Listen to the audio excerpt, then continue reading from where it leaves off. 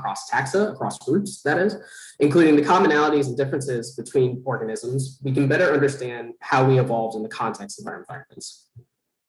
And that's a lot of different senses that we can study, but I have to graduate at some point. So of all the senses available, I've chosen to study touch or somatosensation with special attention paid to whiskers. The reason I pay attention to whiskers is because whiskers, they are specialized sensory hairs found on the face, and they're found in nearly every mammal. And for decades, whiskers have served as the premier model for touch due to their simplicity and their behavioral relevance across species.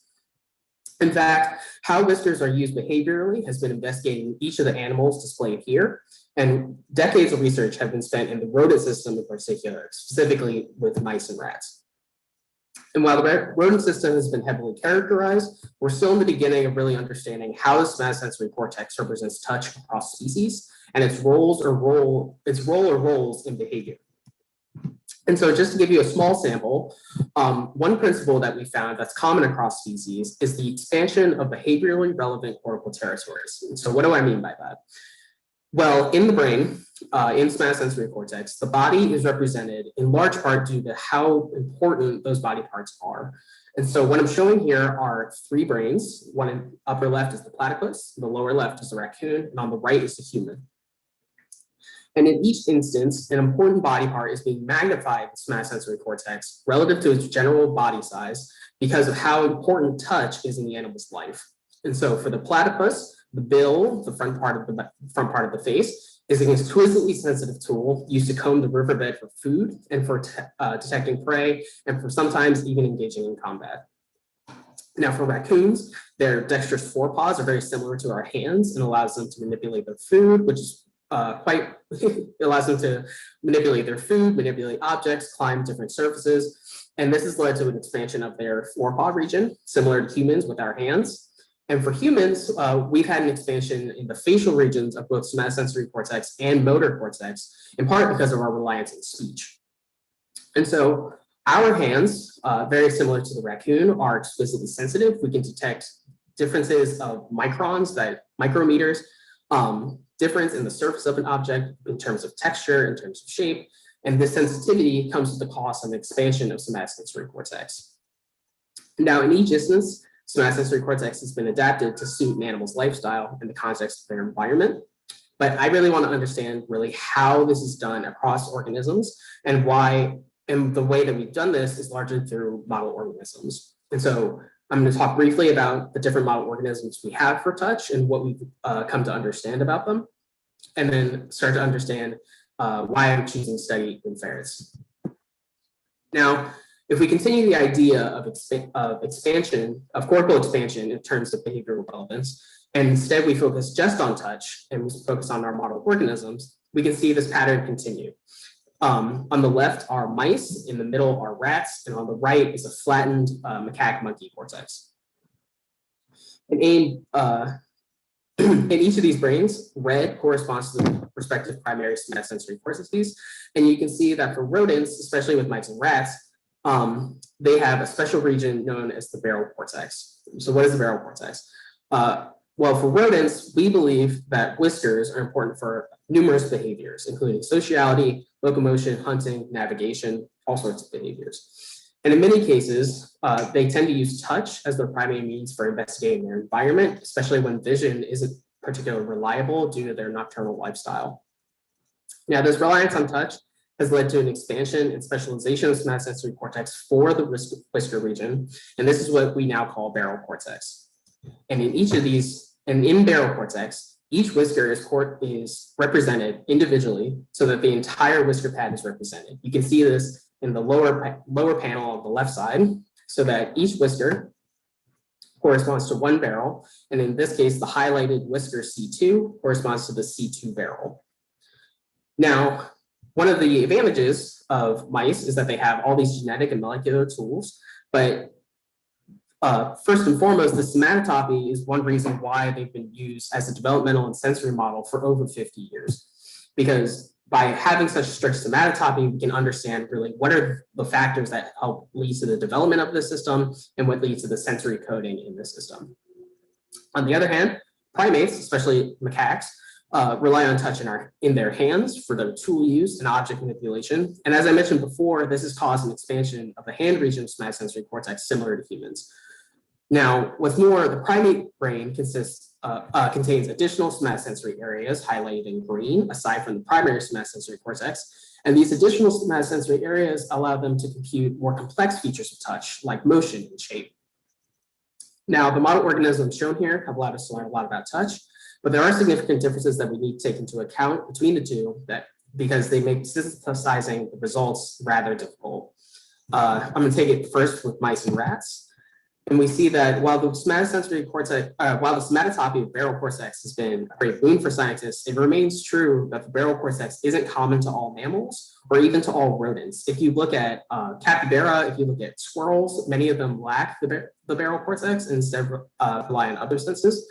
And so how whisker inputs are represented in somatosensory cortices lacking barrels is still an open question. Mice are also great for simple behavioral tasks, but understanding more complex behaviors has proven a consistent challenge. And all of this, including neural data, is complicated by the fact that mice move their whiskers. This introduces noise into the data because on top of sensing the object of interest or the textures of interest, they are sensing the movement of their whiskers, making analysis rather difficult. And so one final challenge for mice is that they lack some of these additional somatosensory areas. For those familiar with anatomy, mice and rats only seem to have Brodmann areas 3A and 3B without Brodmann areas 1 and 2. Meanwhile, in primates, they are great for understanding complex behavior. They can do rather difficult tasks, including decision-making. Their hands are very similar to our own, allowing for a lot of translational qualities, but it remains important to note that hands are completely different from whiskers from a sensory standpoint, from a substrate standpoint. And so translating the findings between the two remains a challenge. Primates also lack the genetic and molecular tools available to mice. And this makes some of the studies more difficult in terms of manipulating cortical activity and understanding the direct link between the peripheral sensors and the central circuits. So one final challenge that we can do is that when we talk about these, one final challenge that we need to discuss is that when we look at macaque monkey cortex, we can see these additional somatosensory areas, especially Brodmann areas 1 and 2, as well as some of these additional areas like PV, VS, and IG. We know how these work in macaques to some degree, and we know they're present in humans, but we're still not entirely sure how these somatosensory areas are represented in other organisms or what role they might play. And so if we wish to study how whiskers are represented in non-barrel cortices, a challenge presented by mice, and we want to see what role additional somatosensory areas can have while investigating complex behavior, we're going to need a new model organism. We need a model organism that lacks the barrel cortex, possesses additional somatosensory areas, but is still capable of complex behavior. So that is where my favorite organism comes in, the ferret. For my thesis, I intended to address these questions in the ferret because, first and foremost, ferrets are currently used as models for vision and hearing, meaning we can apply a lot of the same recording and manipulation technologies to studies in touch. What's more, ferrets are neurodevelopmental models, allowing us to understand how touch might be influenced by early life experiences and development. And their status as carnivores allows us to sample a different taxon, a different group of animals, allowing us to expand our knowledge of how whisker inputs are represented beyond rodents. Behaviorally, they're ideal because they've been used in complex behavior, including studies of decision-making. And this will allow us to understand how touch can influence complex behavior. So I believe that the ferret makes an ideal candidate, but if we're going to study if touch is important to behavior, we'll need to first establish that ferrets actually use their whiskers. It doesn't make sense to go through all these studies if they're not actually doing the process that we want them to. So we need to collect some preliminary data to substantiate this, and that's exactly what we did. So in preliminary data, we had ferrets pursue a toy and measured the different behavioral states using the behavioral algorithm Boris. The video is on the left, the results are on the right, and I'll explain them briefly. In two groups, those lacking whiskers and those possessing whiskers, we measured whether the ferret was staring off in space, which we termed disengagement, or whether the ferret was actively engaging with the toy, which we termed tracking. You can see that ferrets lacking whiskers, marked by W minus, while it's variable, they do appear to be less engaged with the toy compared to those possessing whiskers. And in combination with the fact that ferrets can actively move their whiskers, we began to wonder how ferrets' whiskers are represented in cortex on the supposition that ferrets are using their whiskers in behavior. So I hit the books and I found that previous work on the ferret has shown that the neural pathway for touch is conserved as in other animals, that being the lemniscal pathway. Briefly, the touch information is conveyed from the periphery, in this case whiskers, through the trigeminal system in periphery and in the brainstem. This is then routed to the ventral posteromedial nucleus of the thalamus before reaching somatosensory cortex, otherwise known as S1, in the ferret brain. It's been suggested by anatomical data that the ferret possesses these additional somatosensory areas, namely Brodmann areas 1 and 2. And we've also found additional somatosensory cortices similar to that in macaques. What I'm showing here is another ferret brain. This time the somatosensory cortices have been highlighted such that we can see the primary somatosensory cortex, S1, takes up a sizable region of cortex, and the peripheral and the caudal area, S3, allows, excuse me, S1 takes up a sizable region of cortex, but an additional somatosensory area, S3, can be seen. S3 possesses an additional representation of the body, and it contains intense connections to posterior parietal cortex. And this seems to be on the basis of cortical areas. The ferrets appear to be similar to macaques. Now, we've seen that they're important to behavior. We've seen that cortically, they appear to be similar to macaques in possessing additional somatosensory areas, but there were still important gaps to fill, and that's what I intended to do for my first thesis project. Namely, I wanted to see the layout of the body in somatosensory cortex, as this has been consistently conflicted in the literature, along with a few different gaps. So briefly, I'll go over the results that I've had for my first thesis project. I used single shank tungsten electrodes to march through somatosensory cortex and record which areas of the body the penetrations were responsive to. So for these electrophysiology figures, the brain will be displayed on the upper left with a gray section corresponding to the area of the brain that I'm investigating. A close-up of different colored dots will appear on the lower left, and these dots are color-coded to the different receptive fields shown on the right-hand side. And in general, it appears that the orientation of the ferret body mirrors that of other organisms, with the rear of the body represented medially and the front of the body represented laterally. This isn't terribly surprising given its conservation across other animals, but it's good to know for future studies. This map appears to be conserved across individual animals as well, as we were able to find four-paw representation as shown here, but we could also predict with some success where different areas of the body were represented. For example, we predicted that as we move medially, we would find representations of the torso, and that's exactly what we found. In this experiment, we found multiple overlapping fields of the contralateral torso, and this was exciting because it meant that we could successfully predict where we're going to find the body in somatosensory cortex. While we were able to predict this successfully, we still were met with some surprise. We found that when we moved more medially, more towards the hind of the body, we were actually able to find bilateral receptive fields, which appears to contradict the normal dogma of contralateral receptive fields, given the lateralization of cortex. You can see this receptive field 4 that corresponds roughly to the spine and ribs before dipping below slightly into the hips. And another bilateral receptive field similar to this one was found in the Labor experiment. Importantly, these bilateral receptive fields appear to be equally responsive to both sides of the body, as opposed to being responsive to the stretching of the skin from one side of the body to the other. I should note that such receptive fields have been seen in the macaque, but the function of such bilateral receptive fields remains an open question.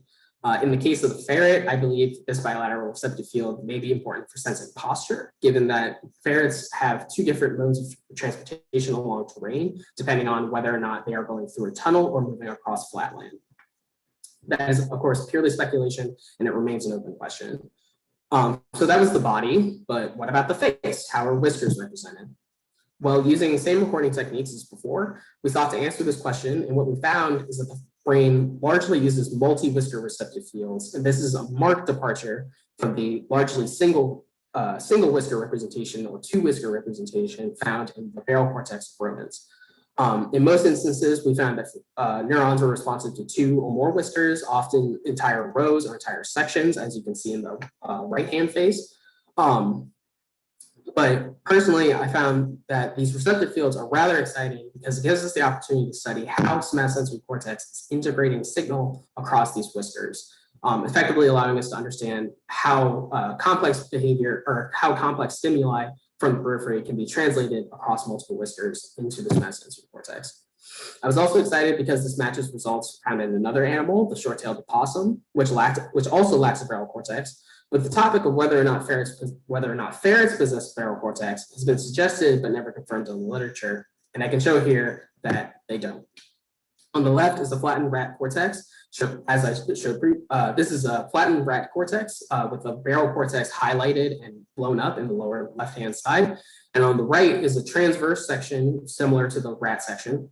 Transverse section of ferret brain with the arrow corresponding to the whisker region of ferret's somatosensory cortex. What I hope you can appreciate is that the barrel structures seen on the left-hand side are, pardon me, that the barrel structures on the left-hand side aren't seen on the stain on the right-hand side. And so far, we've shown that ferrets care about their whiskers. We see how it's represented in cortex, and we know that we have the tools for recording and manipulating cortex to understand how it might be influencing behavior. So now we need a task where we can actually correlate the behavior to neural activity to understand how somatosensory cortex is being involved in this complex behavior. Previous work in the lab has shown that the Headfix setup, similar to mice and rats, can be used in the ferret, and that using this setup, we can perform psychometric studies to understand the behavioral thresholds for different visual stimuli. And so for my thesis project, I intend to use this for the aspect of touch. And so for my task, for my thesis project and future results, I'm hoping to use the ferret I'm hoping the ferret will be able to discriminate objects on the basis of curvature, which is a higher order tactile feature, something that requires integration across multiple whiskers. And, something that requires integration across multiple whiskers with the idea that we can use the manipulation technology to understand how the cortical readout will influence the behavioral decision. With that last note, I'll conclude my talk. Thanks so much to Jennifer Smith and my advisors, Dr. Kristina Nielsen, Dr. Dan O'Connor. My contact information can be found here. And of course, thanks so much to Black and Neuro for letting me host this talk. A special shout out to my mom because it's her birthday. All right, any questions? Awesome talk, Thomas. Are there any questions from the audience? If so, you can put them in the Q&A box and I will be free to answer them. Or he'll be free to answer them. I'll ask them.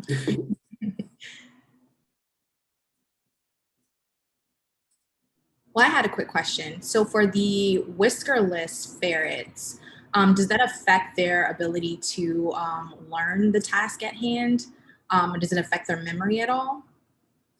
No. So when we first gave the ferret behavior task for tracking the toy, we had them do it naively with their whiskers just to see if they would engage in the task at all. And then afterwards, we removed the whiskers to see how that would change their behavioral readout. In a different group, we did the converse, where we removed their whiskers, waited for them to grow back, and then gave them the task again. And in both cases, there appeared to be no change. They seemed to still be able to perform the task naively, just with innate behavior. Awesome, thank you. Here's a question. What advantages or disadvantages do you hypothesize multi-whisker receptive fields present over single whisker ones? Great. Yeah, it's a great question.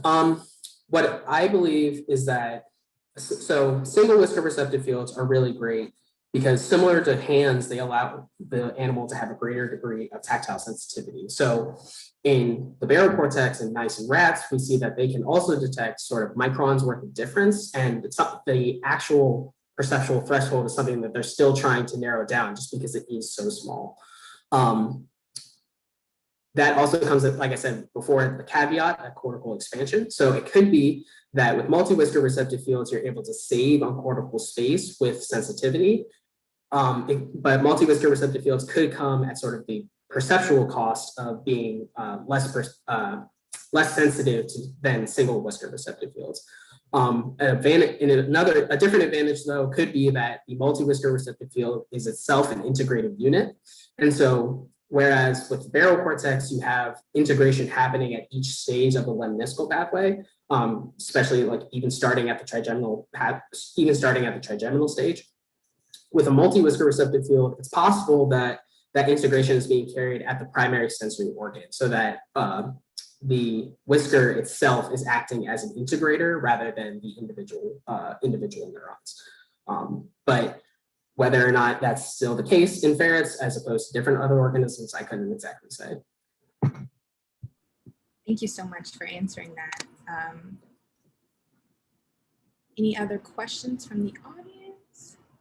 If not, we will transition into the next talk. Thomas, thank you so much for giving this incredible talk and telling us all about your research. We're so excited to see where you go. We actually do have another question though. How was the selection of the toy chosen? In the future, would you ever select a different toy? Yeah, so there's actually a very fun paper from the 60s. It starts by the name of Offenbach. They asked whether or not ferrets would chase toys and on what basis they would chase toys. And what they found is that ferrets prefer toys of certain size, and they prefer toys to have certain textural qualities. And so by and large, this corresponds to prey items. So something that is smaller than their face and is something that is furry as opposed to something that's more matte or blank, then that's something that they would prefer. And so we just found a toy that matched that description, and immediately they began chasing. Ferrets are also highly playful, and they will be are highly playful, and they'll engage with just about anything that's dragged along the ground. So that is something that does help the task. It definitely looks like a fun model organism to work with. Yeah. Well, thank you so much for your talk. Without further ado, we'll transition into the next talk with Tylerbonnen. To give a little background on him, after growing up in Miami, Florida, Tyler dropped out of high school at 17 and began working with social justice organizations throughout the United States and Sub-Saharan Africa. Returning to school at 22, he began his scientific journey or training at Miami Dade Community College, and then transferred to Columbia University. Currently, Tyler is a graduate student at Stanford, working to characterize behaviors supported by the medial temporal lobe within a biologically plausible computational framework. It's his hope that understanding the neurobiology of memory will enable us to develop more grounded healing practices so that we might better respond to psychological trauma. Without further ado, I will hand it over to Tyler to hear his talk.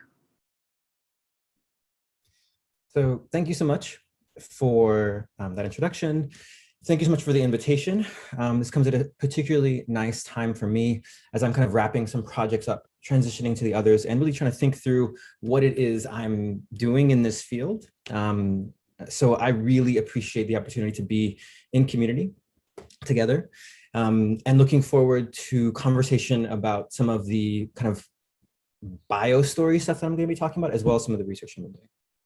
So I'll speak for about 5 minutes about where I'm coming from. Then I'll get to some of the research. And if there's time, I'll circle back to connect the two. I have like 20 slides, so I'm trying to kind of like condense a lot of the research stuff. Generally, my sister and I were born and raised in Miami, Florida. I'm her big brother, and our parents are both artists. Mostly, we grew up in our mother's studio, doing homework while she hammered metal against metal. When we stayed with our father, I remember he'd always mute the football game during commercials and he would sing. So there's a lot of things about our upbringing which were very much tied to the occupation of our parents.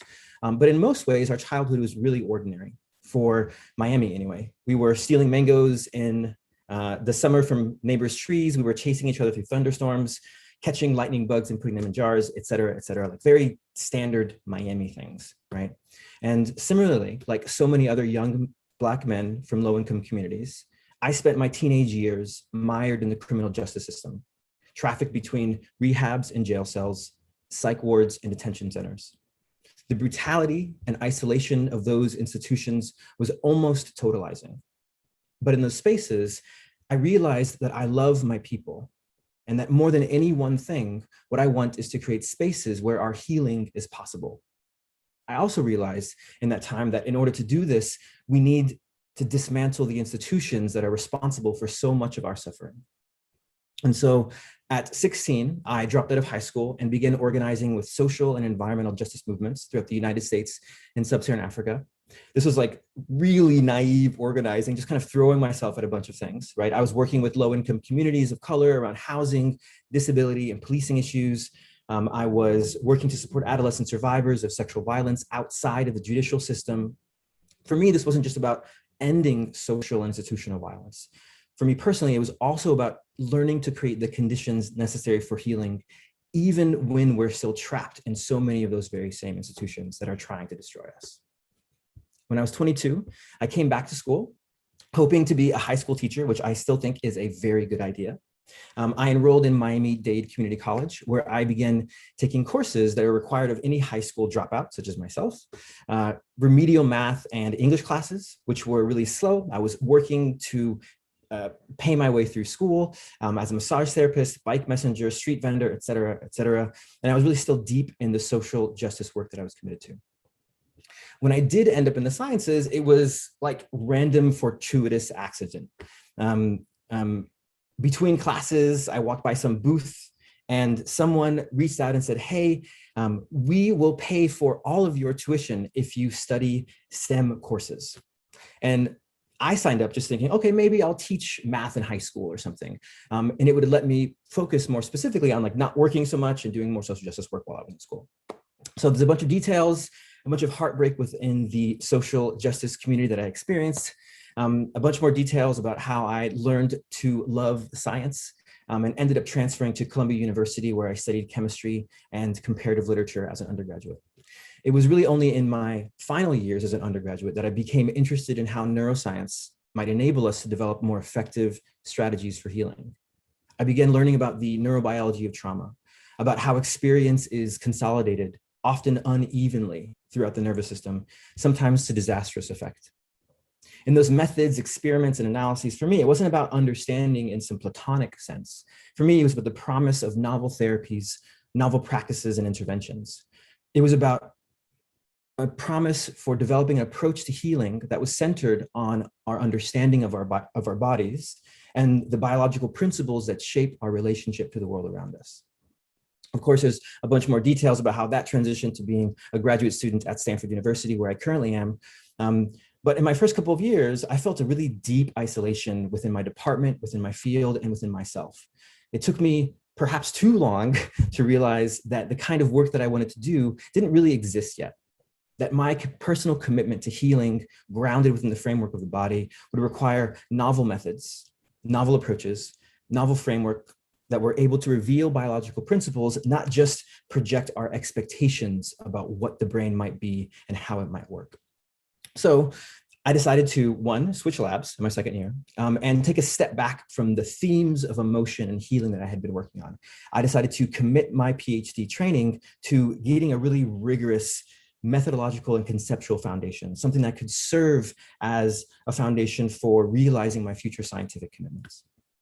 I switched labs, in my second year, and I'm now working with my current advisors, Anthony Wagner, who studies the neurobiology of episodic memory in humans using behavioral and neuroimaging tools, and Dan Yeamans, who uses deep learning tools designed to be biologically plausible approximations of animal behavior, mostly in the vision system. So I'm going to transition with that to some of the scientific work that I've been doing. I'm going to try to smoothly screen share, and I'm sure I will mess at least one part of this up. Great. How is that going? Is that looking fine? Perfect. Perfect. So I'm going to be speaking again about some of the work that I've been doing with my advisors, Dan Yeamans and Anthony Wagner. This work is about to be published, but I'm currently under a media embargo and can't talk about where that's going to be, but it's coming out in about 2 weeks. So feel free to reach out to me, happy to follow up, etc. Outline for the kind of just stuff I'm going to be showing you is basically, I'll be sketching out a debate that frames the project I'm working on, whether the medial temporal lobe is involved in perception. Then I'm going to introduce our approach to formalizing the terms of this debate.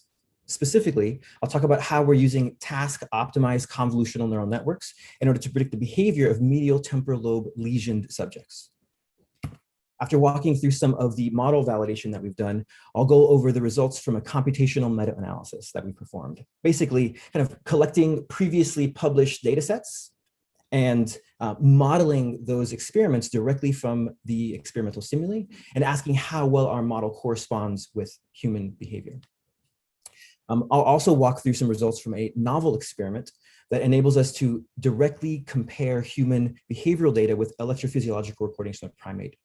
Basically, this is an attempt to validate and extend the results from the computational retrospective analysis in the first part.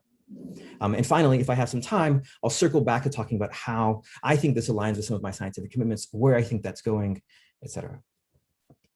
So as you might know, the medial temporal lobe is a network of neuroanatomical structures conserved across hundreds of millions of years of evolution and often implicated in memory-related behaviors. However, there is an enduring debate surrounding their involvement in perception. For over 30 years, this debate has centered on perirhinal cortex, a medial temporal lobe structure that receives inputs from any high-level sensory system. One hypothesis is that perirhinal cortex is exclusively involved in memory-related phenomena, not perception. Another hypothesis is that PRC also enables so-called complex perceptual representations.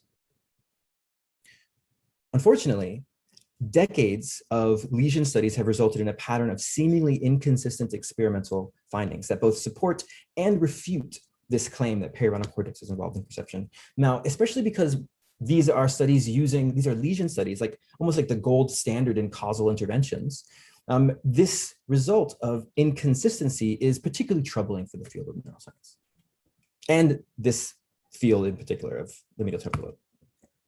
So typically, in order to evaluate these claims, to ask these questions, experiments with both human and non-human primates use concurrent visual discrimination tasks, so-called oddity tasks.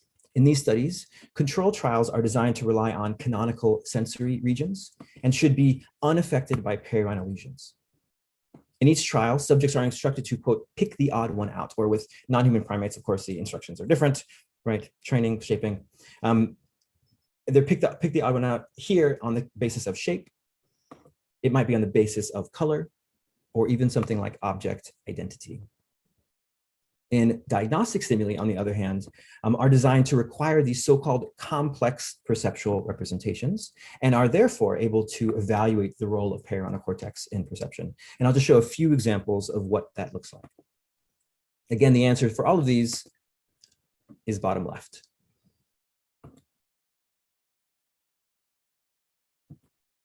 Now, administering these oddity tasks to perirhinal lesioned and intact participants has led to, again, a seemingly inconsistent pattern of experimental data.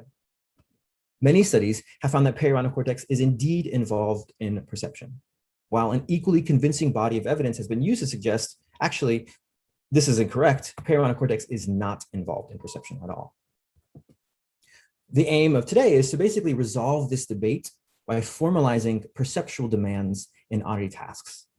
And I'll start just by sketching out the coarse neuroanatomy that relates perirhinal cortex to canonical visual cortex. The ventral visual stream, or VVS, is a network of cortical structures on the lateral ventral surface of temporal cortex, composed of numerous subregions that have been shown to support visual behaviors in the primate. I'll refer to the behavioral readout of the ventral visual stream as VVS-supported performance throughout the talk. Perirhinal cortex, in turn, is situated at the apex of the ventral visual stream on the medial surface of the temporal lobe and receives input from high-level visual cortex. I'll refer to behavior supported from perirhinal cortex as here PRC-supported performance. And what I'll suggest today is that the apparent inconsistencies in the field can be resolved by situating experimental behavior in relationship to VVS-supported performance, and I'll use this slide to sketch that idea out visually. We can situate performance supported by the visual system on the x-axis, going from chance to ceiling, that is 100% performance. And on the y-axis, human performance, again, going from chance to ceiling. If our visual behaviors all fell along the diagonal, it would suggest that our performance is just perfectly predicted by a linear readout of the ventral visual stream. Now, it's possible that perirhinal cortex enables neurotypical subjects, for example, on averaging across trials in a given experiment, it's possible that periorbital cortex enables neurotypical subjects where each of these dots here is a different experiment, hypothetical, right? And I'll repeat, it's possible that periorbital cortex enables neurotypical subjects to outperform the ventral visual stream. And I'll just kind of swoop across this with a single line, while periorbital lesioned behavior reverts to the patterns of behaviors that would be supported from the ventral visual stream itself. Now, here, the magnitude of PRC-related deficits is expected to scale inversely with VVS-supported performance. And so, if VVS-supported performance is at ceiling, then these are not relevant stimuli, as no additional perceptual demands should be required. Of course, this is a nice cartoon, Tyler, thanks. But the real challenge here is, well, how do you estimate VVS-supported performance on a given experiment? Well, the primate visual system can be approximated as a feed-forward hierarchical neural network that receives sensory inputs and converts them into internal representations that are useful for downstream tasks. For example, this is a face and not a cat. Sorry, I had some Zoom issues here for a second. Now, we can impose some biologically plausible computational constraints on an artificial neural network, and we can optimize this model to perform some ethologically relevant tasks, like, for example, object recognition. We can freeze all the weights and then present the same stimuli that we presented to the primate here. We can present that same stimuli to this network. Using electrophysiological recordings previously collected from the macaque, we can then compare all the layers of this model to electrophysiological data collected from neural area V4, which is in gray, and neural area IT here, which is in green. As has been extensively shown for the past few years, what we find is that early model layers are better fit to earlier stages of the ventral visual stream. We're here on the y-axis, it's cross-validated fit to neural data adjusted by the noise ceiling. And I'm happy to talk about the technical details for any of this stuff in the Q&A. So earlier model layers better fit earlier regions of the ventral visual stream, while later model layers are better fit to later stages of processing within the ventral visual stream. Now, given the correspondence between these models and high-level visual cortex, we can use them as a computational proxy for the ventral visual supported performance, enabling us to estimate visual behaviors that would have been supported from high-level visual cortex directly from experimental stimuli. And I'll repeat that just to make sure. We take stimuli, we pass them into a model, and from the internal responses of that model that we extract, we're able to predict very well what the pattern of performance would have been from the ventral visual stream.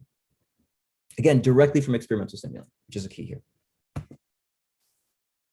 So we can use this computational model as a proxy for VVS-supported performance. And we'll use this approach to estimate VVS-supported performance on a retrospective data set first. That is, we'll collect a whole bunch of behavioral data from PRC lesion and intact subjects. We'll use the stimuli from these experiments as well. And we'll model these experiments directly from their stimuli. And we'll basically try to evaluate PRC lesion and intact performance in relationship to this computational proxy for the ventral visual stream. Critically, these are a bunch of experiments that we reached out for. These are published experiments that have been used on both sides of this debate, both as evidence against PRC involvement in perception, and also as evidence for PRC involvement in perception.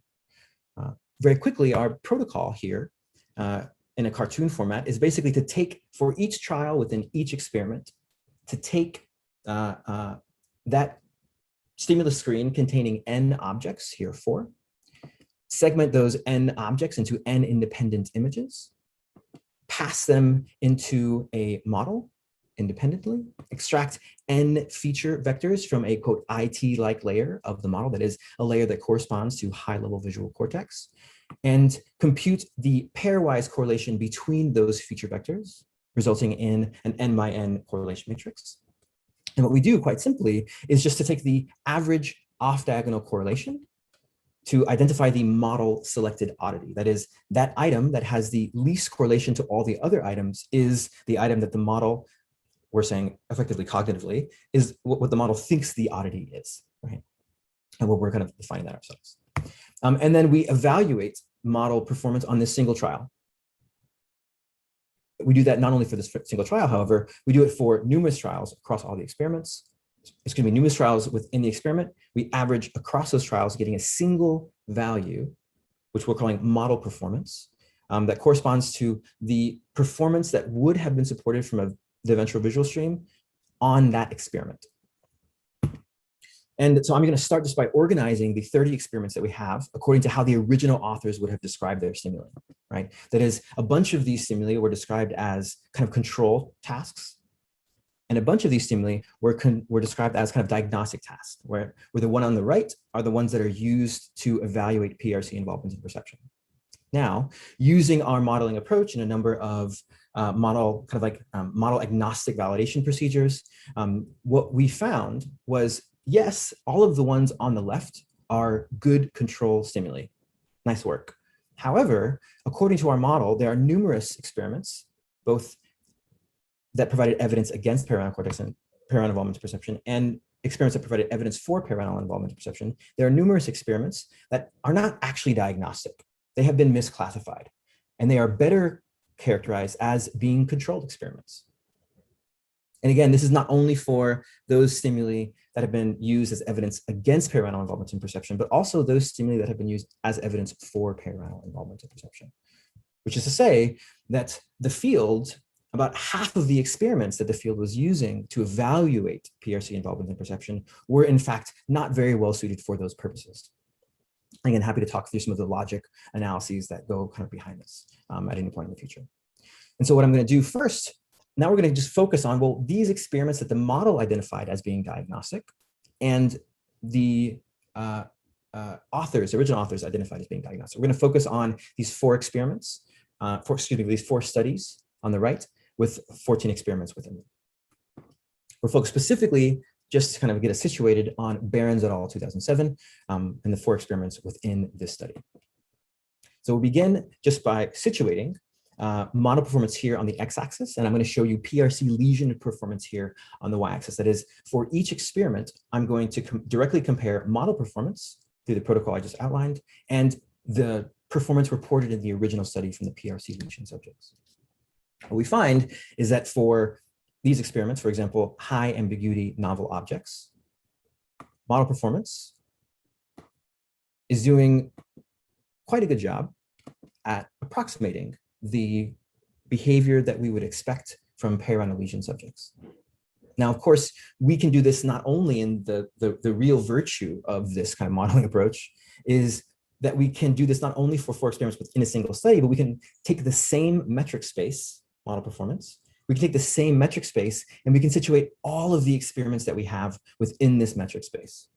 And that enables us to situate experiments that have been used as evidence for and against perirhinal involvement in perception in the same kind of like more objective metric space. What we find across these experiments is that the model provides a common metric space that approximates the relative performance of PRC lesion subject behavior. You'll notice a mean shift here. Happy to talk about that in some different analyses that we use to investigate why that might have been. But the point is, more generally, that PRC lesion behavior is relatively well approximated by a computational proxy for the ventral visual stream. Of course, I haven't shown you yet any evidence that PRC is involved in perception, because it could be the case that this model does as well at predicting the behavior of PRC intact subjects. Interestingly, what we observe is that PRC intact subjects are outperforming this computational proxy for the ventral visual stream. Critically, these 2 lines here are subjects with an entirely intact medial temporal lobe and subjects with selective damage to the hippocampus. It appears that damage to the hippocampus does not impair performance on these concurrent visual discrimination tasks, suggesting that this function that we see, this kind of off-diagonal shift, is really supported by perirhinal cortex and not other structures within the medial temporal lobe like the hippocampus. Great. We also observe that there is a significant interaction between paramount lesion and intact subjects when predicted by the model. And as kind of expected, what we see, just to kind of make this interaction a little bit more explicit in terms of what it's telling us, the magnitude of deficits that are observed across these experiments scales with model performance. That is, as model performance becomes worse, the magnitude of the deficits on those tasks become greater. So to say that again in a different way, as the computational proxy for the ventral visual stream becomes worse in the task, the magnitude of the deficits between paramount lesion and intact subjects become greater, which suggests that some of the reasons why we might not have observed paramount lesion deficits in some experiments is just because they were kind of like on the right end of this distribution, right? They weren't kind of far enough out in order to reveal the selective deficits from paramount lesion subjects. Great. So you might be asking here, well, Tyler, you just kind of showed me like one little model and you could be cherry picking models. And I would, if you ask that question, I would like applaud you because it's a great question and a lot of people do it all the time. So just to kind of convince you that that's not the case, I'm going to show you from a couple of other models that basically the same results hold across all of the model architectures that we used.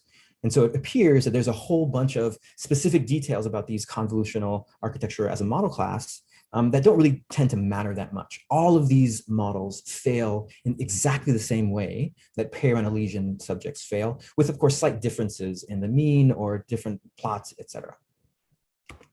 So just to summarize here, some of the work from the retrospective analysis, what we found first and really critically, right, is that numerous experiments within the literature appear to have been misclassified. These misclassified stimuli were, I'd suggest, kind of creating noise in the literature, right? Because regardless of what the results might have been from these misclassified stimuli, which were on both sides of the debate, they're not useful. And yet, because there are so few experiments, we tend to kind of like overfit on these specific examples, even though they might not be that useful. Great, so we find that paramount lesion performance is predicted by a computational proxy for the ventral visual stream, and paramount intact subjects, whether or not they have an intact hippocampus, paramount intact subjects are outperforming both the model and paramount lesion subject performance. We're here again, just for reference, I'm showing the performance of hippocampal lesioned and intact subjects on the right. Great, so that said, right, this is for a number of reasons that I'm sure you all are kind of noting right now. There are a bunch of limitations within this retrospective data set. The sample size, a bunch of off hypothesis variants across all these experiments. Yes, agreed. There's a bunch of limitations with the work that I just showed you. And so address some of these. We validated and extended the results from the retrospective analysis with a novel experiment. This novel experiment enables us to directly compare PRC intact performance to electrophysiologic recordings from the ventral visual stream. That is, instead of using a computational proxy for the ventral visual stream, we're using the ventral visual stream itself, high-level visual cortex, IT. Great, so just kind of basically just jump through a cartoon of what we did. We took the same experimental stimuli, which were presented to macaques. We developed a leave one out cross-validation strategy that enabled us to estimate the oddity performance on these experiments from these neural data from both V4 and IT. That gave us what I'm going to call V4 supported performance and IT supported performance for each item. So here we're no longer looking at experimental averages. Here we're looking at individual items, which is one of the ways that we improved on the methods from the retrospective analysis. Additionally, we took these same experimental stimuli that were presented to macaques and that we have electrophysiological data for. We present the same experimental stimuli to human subjects online with a kind of high throughput psychophysics experiment around 300 subjects. And again, for each of these items, we estimate the kind of average performance and the average reaction time. Additionally, just as a form of model validation, we present these same stimuli, sorry for the model being different here, I forgot to change that. We present these same stimuli to a computational proxy for the ventral visual stream. And we estimate model performance on these same stimuli. And again, there's a bunch of details here in terms of the specific cross-validation approach that we took. I'm happy to talk about those in the Q&A at the end. Our results are that we have effectively enabled us to directly compare PRC and TAC performance with VVS supported performance. What we find first as a validation, we find is that IT supported performance is really well matched by model performance. Again, just kind of validating our use of this tool. Second, and really critically here, what we find is that PRC and TAC subjects, when compared with model performance and IT supported performance, that is VVS supported performance, on an item by item basis, PRC and TAC subjects are again outperforming the model and the ventral visual stream itself. Now, there's a ton of evidence which suggests that PRC, there's a ton of evidence which suggests that the ventral visual stream, that a linear readout of the ventral visual stream is an incredible fit to all kinds of human behaviors. And so you might ask, well, this is kind of weird because the ventral visual stream often predicts visual discrimination behaviors, classification behaviors, etc. What is it that accounts for this divergence between PRC and TAC subjects and the performance of the visual system itself? And what we find is that on an item by item basis, what we find is that on an item by item basis, that the difference between IT supported performance and human performance, PRC and TAC, that difference is predicted by reaction time. So I would draw on this if I didn't think I would mess it up, but basically each one of the dots in the middle is also a dot on the right. The dots that are farthest to the left in green are the dots that are farthest to the right in red on the right-hand plot. This suggests that the item level differences between IT and PRC and TAC performance scales with reaction time. That is, in order to outperform the ventral visual stream, subjects require more time. So collectively, our results from the retrospective and novel analyses confirm predictions central to the perceptual mnemonic hypothesis. In the retrospective analysis, what we showed was that a computational, first was that multiple experiments in the retrospective dataset had been misclassified. Second, we showed that PRC lesion performance was well approximated by a computational proxy for the ventral visual stream. Critically, we also showed that PRC in TAC subjects outperformed this computational proxy for the ventral visual stream and PRC lesion subjects. This is subjects with and without a hippocampus are performing as well, right? Kind of like isolating the function of this kind of oddity discrimination to periorbital cortex and not other structures in the medial temporal lobe.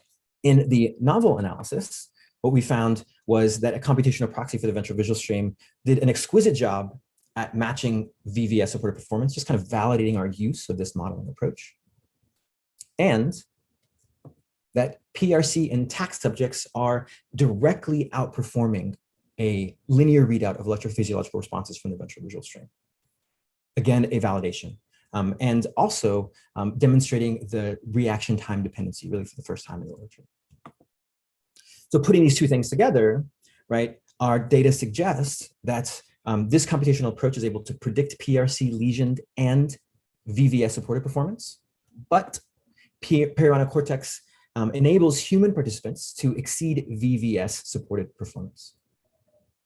Of course, this really has said nothing about, well, what is it that periorbital cortex is doing? I've shown you a little bit of data that suggests that it can outperform the ventral visual stream. I've shown you a little bit of data suggesting that in order to do so, periorbital cortex needs more time. But within this whole debate about periorbital involvement in perception, yes or no, I've kind of presented a really kind of coherent summary of all of these data, but nonetheless, it says nothing about the actual computations that are required from periorbital cortex in order to perform this task. Now, we might be inclined to, or tempted to describe the function of periorbital cortex in terms of perception or memory, but I don't know that that would be the most useful next step for us here. The conclusions is really just that this work resolves decades of apparent inconsistencies within the experimental literature, suggesting that there are visual discrimination behaviors that depend on the medial temporal lobe and periorbital cortex in specific. And more methodologically, right, this work really highlights the utility of using biologically plausible computational models that characterize neural function directly from experimental stimuli. We have not in any way changed any of the theories. We have not in any way proposed a different hypothesis. All that we've done is provided a stimulus computable parametrization of the hypotheses that were already out there. All that we've done is take those ideas and formalize them in a way that is concrete into a metric space that you can use to evaluate all of the available data. And so you're not forced to, as experimentalists, we're not forced to rely on guessing. Should those stimuli rely on peyronie cortex or not? In lieu of guessing, we think that this kind of biologically plausible computational approach is going to be actually quite successful as we move forward, further characterizing the function of medial temporal lobe, many functions of the medial temporal lobe. Quick question, how much time do we have? How much time are we at? We are at 1 o'clock. Perfect, so we're at time, right? Yes. So done, great. So just big thank you to the entire Black and Neuro community. Again, I cannot tell you how grateful I am to be invited into the space. I'm really looking forward to having folks reach out to me, Twitter, email, whatever it is, whatever is easy. I'm happy to continue these conversations and really looking forward to being in community with all of you in the future. I'm going to try to stop sharing. Thank you so much, Tyler. That was such an incredible talk. I'm actually interested in knowing where some of your future directions are going to go off of this work. And for all of the attendees on the call, feel free to ask your questions in the Q&A box and I will give them to Tyler. Yeah, so I think this is an important question. This is one of the reasons why I'm so grateful for Black and Neuro's invitation. And in that invitation, thinking about, well, what am I doing here?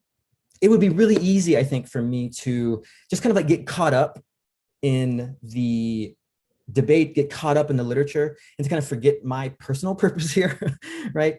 Which is to take these methods, to take these computational methods, and to begin to bring them into contact with questions about emotion, questions about memory in the context of something like post-traumatic stress disorder, right? And I think that that is a few steps off. That is a few projects away, right? But my hope really is now peyronie cortex. I'll just note as an aside, peyronie cortex is, of course, it's like, you know, memory, perception, whatever. Peyronie cortex is really the first stage that a lot of sensory systems take in order to get into the medial temporal lobe. And it is one of the cornerstones of the memory-related behaviors that are so exquisite within the mammalian phylum. Just peyronie cortex enables like single-shot learning. And that single-shot learning is not only incredible and adaptive and intelligent, that single-shot learning, the principles that govern that single-shot form of learning. We can see something one time and learn an association between this thing and a shock, for example. And that single association reverberates throughout our nervous system. And we remember that in the future, right? This thing, shock, the next time I show it to you, you are going to feel it, right? And so what my work has done is really saying, okay, so instead of going after the emotional processing per se, let's try to kind of get like a handle on the kind of representational transformations that are occurring within the perceptual system in order to use that handle to better characterize the mnemonic functions that are supported by this region, right? So it really is kind of like a kind of really bottom-up approach. And it is a few stages away. I'm not sure if I answered your question at all. I think there's a few stages away from getting to something that I care about, that I know a lot of us care about. But I really believe that developing these methods will provide a really sturdy foundation for characterizing those phenomena. Absolutely. Thank you so much for answering that. See if there are any questions in the chat. Here's another one. Great work, Tyler. Such a valiant effort to resolve inconsistencies in the field. And it's something we all should be thinking more about. Can you say more about how you're thinking about bringing it back to some of your core motivations, which you described in the beginning?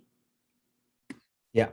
So this is kind of a repeat, but I'll use it to kind of like try again, I think, because I think this is a really hard question. And so one of the things that I've noted, one of the things that I'll note, kind of like a conceptual consistency here, is that the methods that people have been using to characterize medial temporal lobe involvement in perception, those methods, basically looking at a phenomena and just describing it in order to understand it, those methods,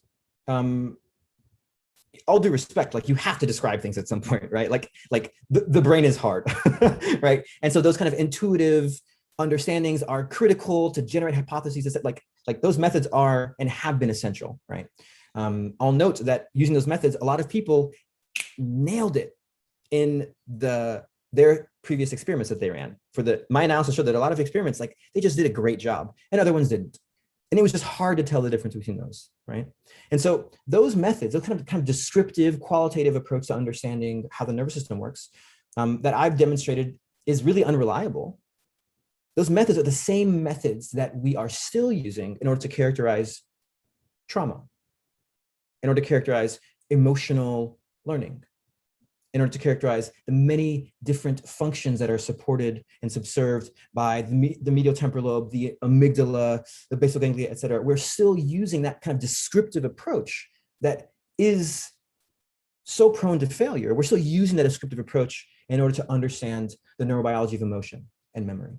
And it's my hope, really, that in working in what is, to be honest, an easier space to work in, right? Perception is an easier thing to work on than emotion, right? But in kind of crafting some of these methods, in kind of sharpening my technical and conceptual foundation here, it is my hope that I'll be better able to apply them to the really much more challenging problems of emotional processing over here. Thank you so much for answering that. We do have one more question, and then this will be the last one before we wrap up. Why do you think that so many of the previous experiments were mischaracterized? That is a fantastic question. I'll show you something. I'll just screen share really quickly. Let's see. Great. So all of the ones on the left are the ones that were diagnostic. All the ones on the right were the ones that were not diagnostic, which I described as being mischaracterized. Now, you might use words like complexity or feature ambiguity or feature uncertainty. You might use a lot of the same words to describe the things that are on the left and the things that are on the right. They're all kind of hard. They all take a lot of time, What I'll note, though, is that just naively, right, looking at all the ones on the right and all the ones on the left, what you can see is the ones on the left are all kind of like rotated. And the ones on the right are kind of like the same object from the same viewpoint, right? Or rather, different objects from all the same viewpoint. And so it seems like the strategy that you can use when objects are presented from this kind of like fixed viewpoint, it seems like the strategy that people can use and the neural and computational resources that are required of them, it seems like the ones on the right are a little bit different, and it's easy to tell them apart just because they're just fixed viewpoints, all of them.